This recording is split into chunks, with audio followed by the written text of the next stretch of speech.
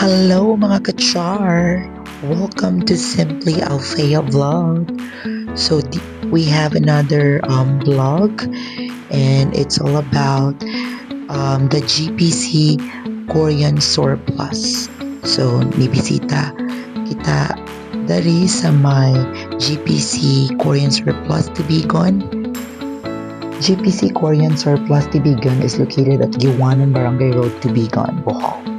So pagsud pa lang nimo no, malipong na jugas katagan nimo mga choices mapilian from kitchenwares, home and furniture appliances. So daghan kay kag mga choices diri mapilian. Naapod sila yung mga sanina,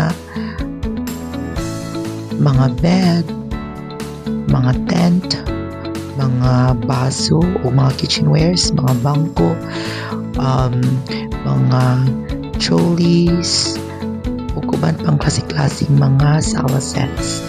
Tapos sila yung mga toys, perfect for kids, mga tumblers, mga appliances sama sa my fridge, humidifiers, washing machine, coffee makers, microwaves, mga oven toaster, mga klasik-klasik kitchenwares.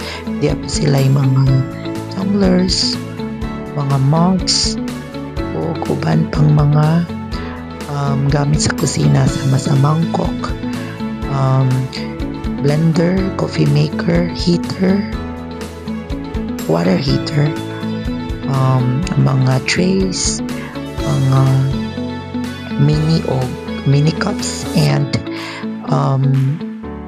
uban pang mga gamit sa balay. Sumao din ilang official Facebook page, GPC Korean Surplus Tubigon.